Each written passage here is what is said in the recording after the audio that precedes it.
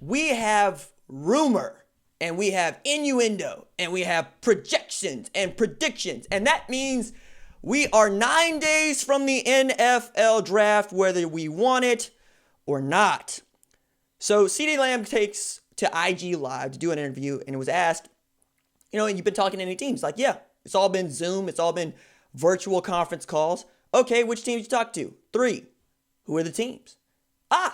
Funny you should ask. Jets, which I kind of get because they need a wide receiver. They need a playmaker, but I think they need a tackle more than they need anything else. The Raiders, which, makes a lot of sense. Mike Mayock has had his eyes on CeeDee Lamb for quite some time now.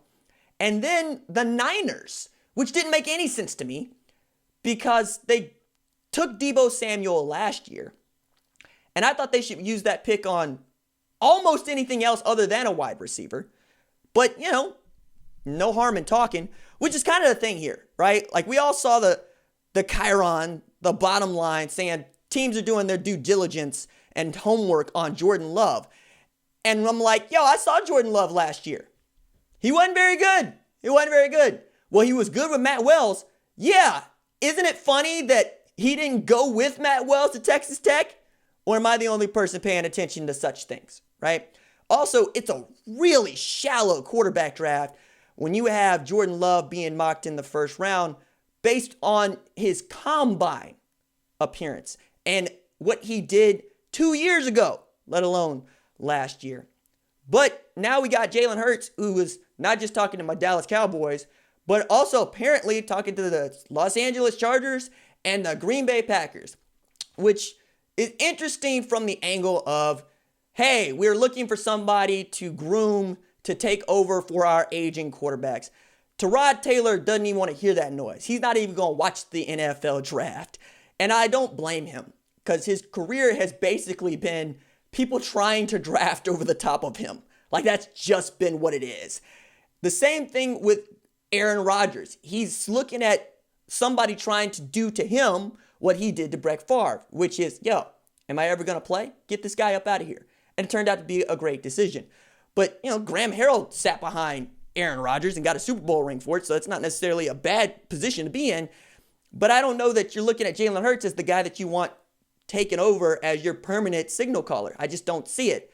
Then again, it's a shallow quarterback draft. You know what I mean? Like, you're talking about the best player being Joe Burrow, right? The best player quarterback anyway.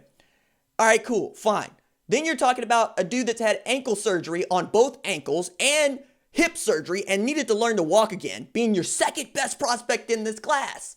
And then Justin Herbert, who people expected to take a leap forward last year and didn't. Difference between he and Jordan Love is one of those guys is bigger than the other guy, and one of those guys played at Oregon, the other guy played at Utah State. I don't see a whole lot of difference there. One guy is an alpha. The other guy wants to be an alpha, and I'm going, I don't trust either one of you guys to be a starting quarterback in this league.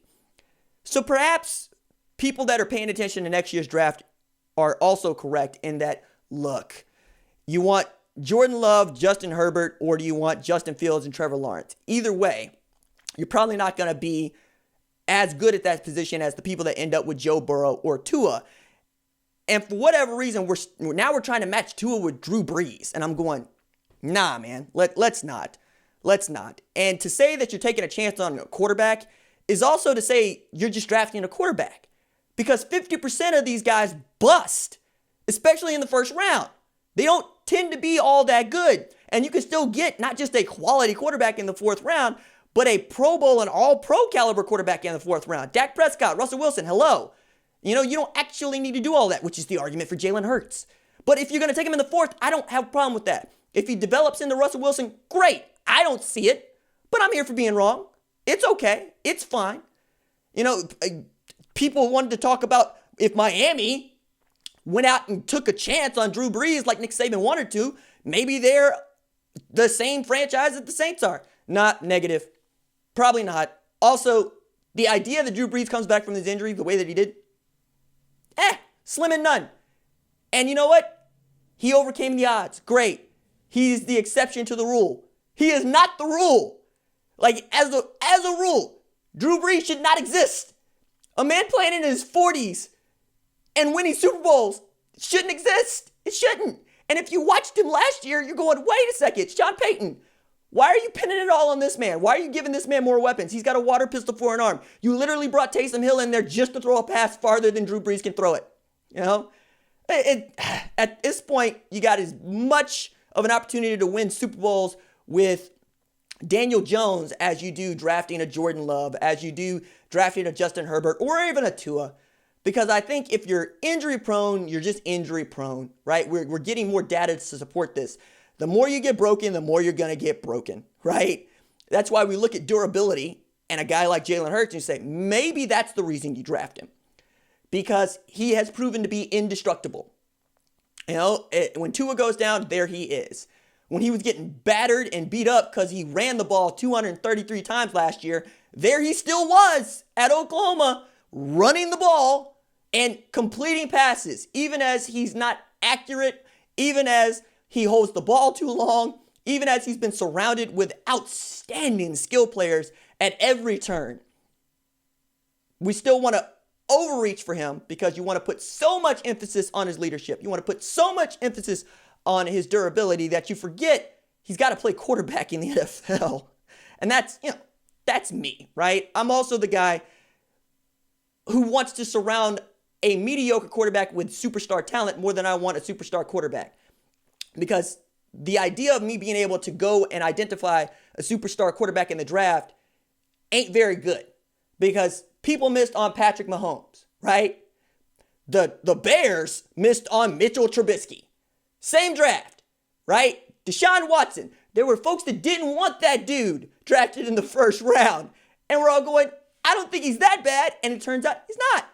Same thing with Josh Allen. There are people going, that guy could be the number 3 overall pick. And we're going, wait a second. The dude that probably should be playing tight end, who seems like a larger Tim Tebow. And you know what? The Bills made the playoffs with him. You know why? Because they had an outstanding defense. Because they actually ended up getting a great running back in Devin Motor Singletary in the lower rounds. I'm not going to surround myself with mediocre talent and give myself a preternatural quarterback. I'm not.